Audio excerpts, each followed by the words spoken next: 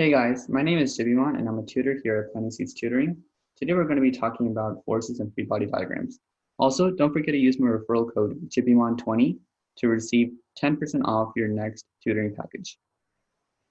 So let's start off by saying defining a free body diagram. So a free body diagram, also just called an FBD, is a drawing or an image of an object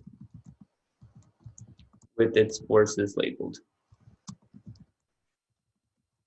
as vectors. Remember, vectors are like arrows. So let's start off by drawing a couple of free body diagrams for these few scenarios right here. So let's start off by making one for scenario A. So in scenario A block is at rest on a table. When we say at rest, it means that it's stopped and it's not moving at all. So you have a table and you have a block on top of it, and it's not moving in any direction. So what are the forces on this block? Well, we know that there's going to be, because it's on Earth, we know that there's going to be a pull by gravity, which pulls the block towards the ground, which is due to its weight or due to gravity. And there's going to be a force that counteracts this, because if there was only a force that was going downwards, that would mean that this box or this block is going downwards infinitely. On the other hand, but we know it's at rest, so there has to be a counteracting force, which is going to be a push by this table onto this block, and that force right there is going to be called your normal force. Since free body diagrams cannot be drawn on like in a combination of drawings or a combination of objects, you're supposed to draw free body diagrams specifically for an object. You want to draw it out separately as one group right here. So let's say that you have, so what are the forces that we got? We got a force due to gravity, which is going towards the ground, and that's labeled Fg, F sub g. And there's going to be a force due to the normal force, which is the force due to the surface of the table pushing on the surface of the object. That's Fn.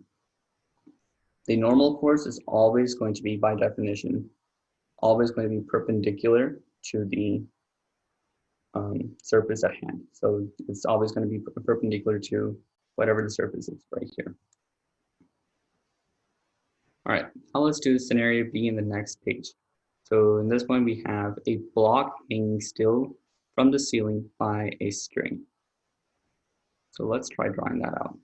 We have a ceiling up here, and we have a string which is holding onto a block.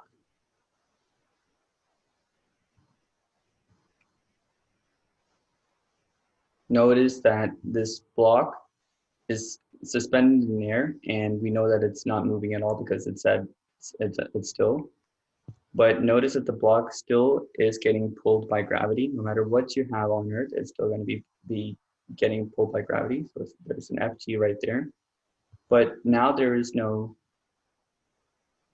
object, or there is no surface that pushes on the block itself. Instead, there is a rope which is pulling the object instead. Instead of a surface which is pushing on the block, we have a rope or a string which is pulling on the block.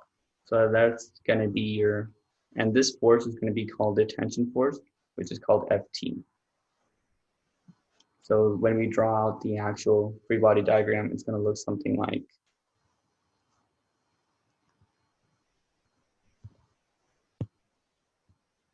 there's a block with Fg, with the force of gravity pulling downwards, and a force of tension pulling upwards. Notice that in all of the diagrams that I've drawn so far, all the forces are affecting the center of the figure itself. Technically speaking, we can also draw out the forces to go all the way from the center itself, because in reality it does go through, but we can't really see the image itself. So that's why we are drawing it from the end itself. But it's going to be getting pushed from, it's going to be getting pulled by gravity from the center area itself, because it's getting pulled on the center of mass. Additionally, we can label Ft instead of calling it Ft itself, we can also call it just T. And Fg can also be just called W, which is for weight. All right, let's try doing number scenario C, which is a block that isn't moving while being pulled by a rope. So in this image, or in this scenario, we have block, which let's assume is on the ground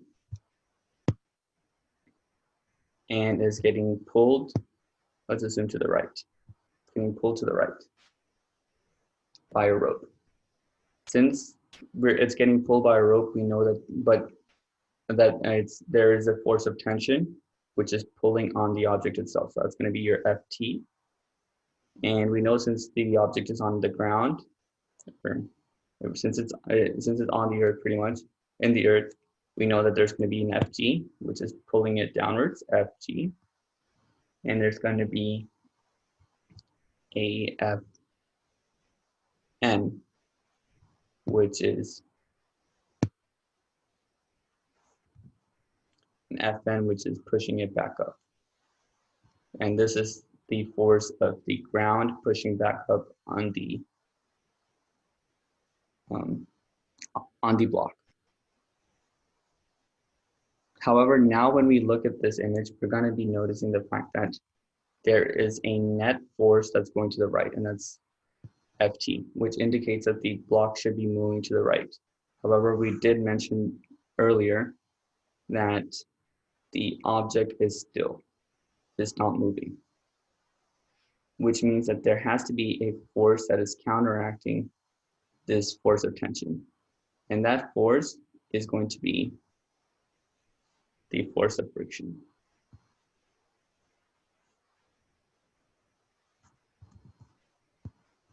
The force of friction.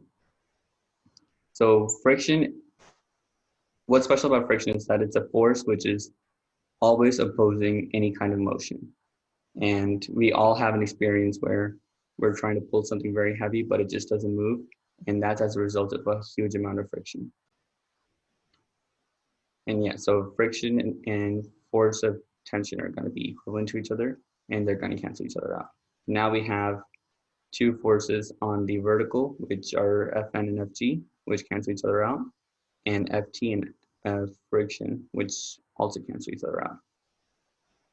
So our total free body diagram without the ground would look something like this.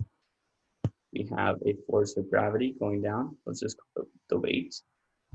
We have a force of tension going to the right. So let's just call that T. We have friction, a frictional force going to the left, which is going to be, let's call it lowercase f. That's another way that you can label friction. And let's stick with Fn for force, the normal force. And when you look at this figure right here, you can automatically see that all these cancel each other out.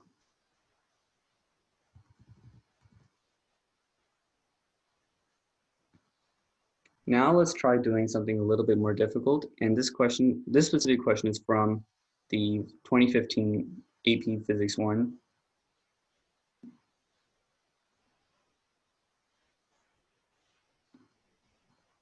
All right, so now let's try doing something a little bit more difficult.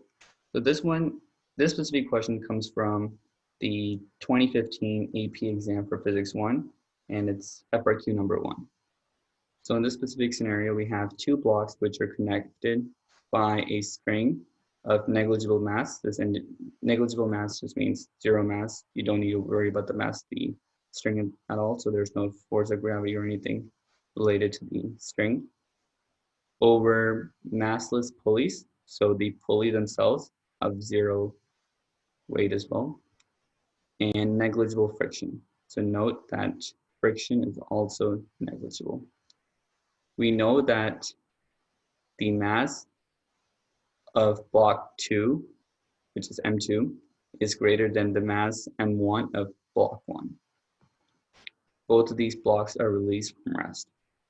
Our first objective is to draw the free body diagrams showing and labeling the forces exerted on each block with their relative lengths of all vectors to reflect the relative magnitudes of all the forces.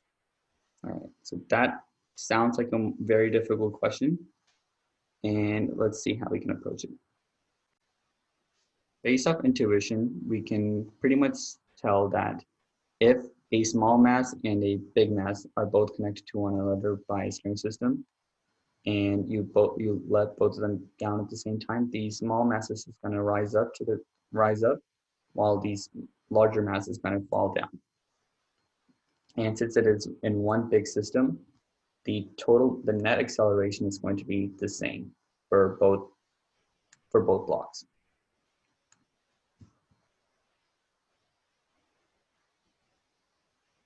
All right, so let's try drawing out the forces on M1 first, or block 1. So we know since it's on the Earth, there's going to be a force of gravity going towards the ground. But in comparison to the force of gravity on M2, it's going to be much smaller. And that's because the force of gravity is the same thing as your weight, and that's just dependent on both your mass and your gravity. So it's just m times g, which is equal to your total force of gravity. The value g is a constant 9.8 meters per second squared on Earth. And so since M1 is obviously smaller than M2, this M1 is going to have a much smaller FG than M2. That's going to be FG2.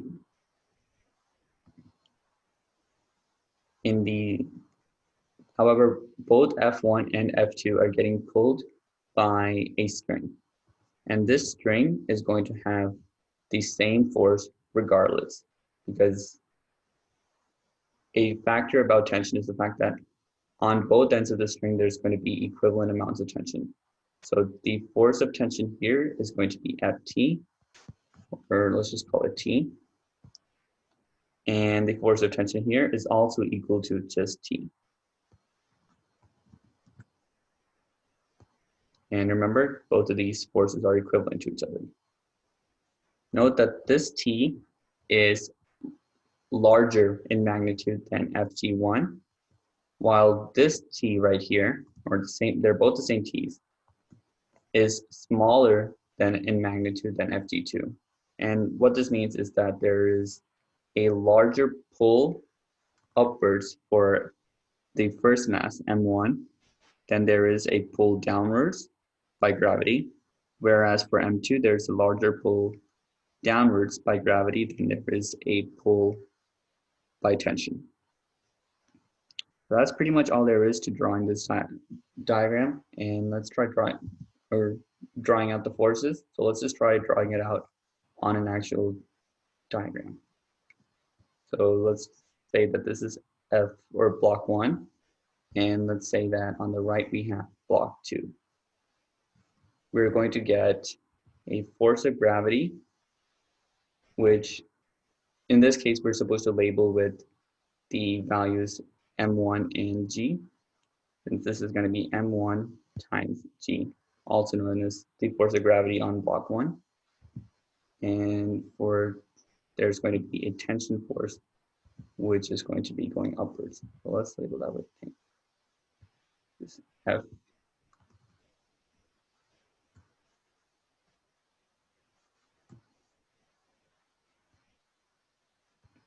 Tension force. And don't forget, this tension force has to be larger than the force due to gravity, because it specifically says to draw it based off relative lengths of vectors. In the second box itself, we're going to have a large Ft, the same size as the other T, That's going to be Ft. And this new weight, or the force due to gravity, is even larger in magnitude than the tension itself. That's going to be, let's call it just W, or to properly denote it, it's going to be M2 times G, the weight of or the weight of the second block. And these are going to be your two free body diagrams. So now let's do part B, which is to derive the magnitude of the acceleration of block 2. And the acceleration of block 2 is going to be the same thing as the acceleration of block 1 because they're both connected in the same system, so they're going to have the same exact acceleration. And we're supposed to express our answers in terms of m1, m2, and g. All right, g being the gravitational constant. The best way to approach this question is to use net force. And right here we have an object, the block 1, with a net force in the positive direction, the upward direction, because t is larger than fg1. And for block 2, we have t, which is smaller than fg2, so it's going to be going in the downward direction. So in order to label our forces, we would be getting just equal to mass times acceleration. So that's m times a. And we know since in the first block, the mass is going to be m1, we can already just say that the net force on the first block is going to be, let's label it F1, is equal to the mass of the first block times A. And this A is the net acceleration of both blocks, or either one of those blocks are going to have the same exact acceleration, so it's also called a net acceleration. We can also write down a net to describe it.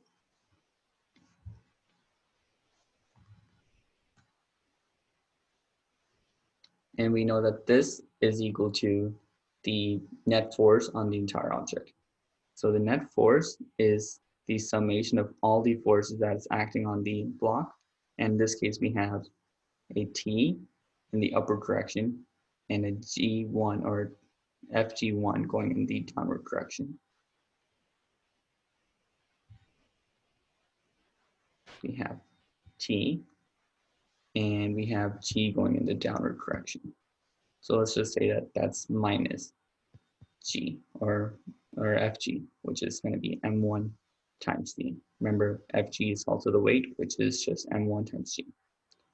In our second force, we're going to have, let's call that F2. F2 is going to be equal to the mass of the second object times the net acceleration, which is just a, which is also going to equal, well, if you look at the diagram, we labeled t to be going in this direction, which if we follow the pulley would go to the right and then in the downward direction when we get to the M2. So this right here, FG2, is in the positive direction, whereas the force of tension is going to be in our negative direction. We would be doing M2 times G minus Fg, or the force of tension.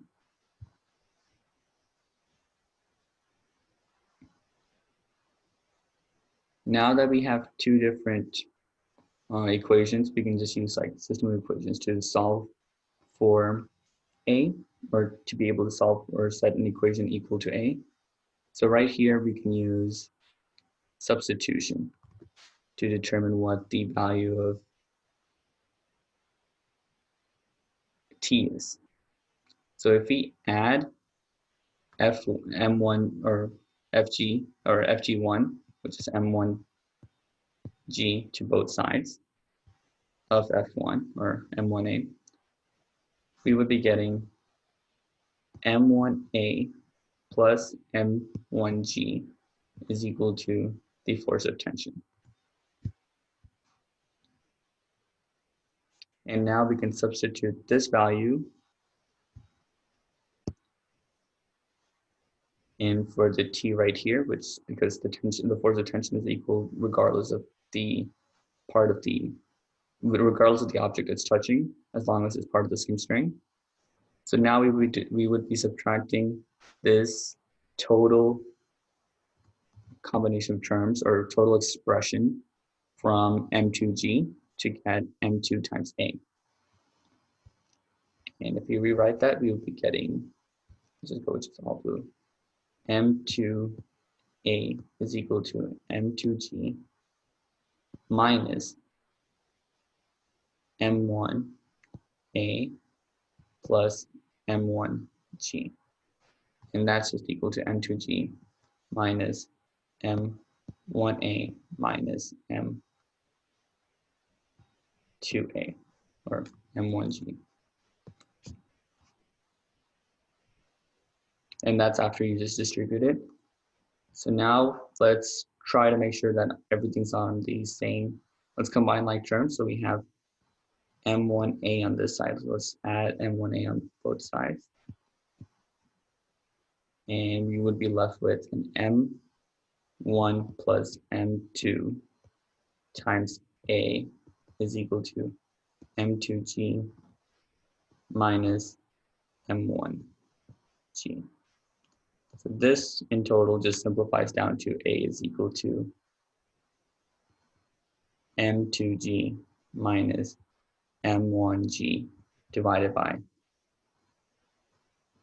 M1 plus M2. And there we have it. That's the acceleration on block 2, or the net acceleration on either of the blocks. Thanks for watching, and I hope you guys come again.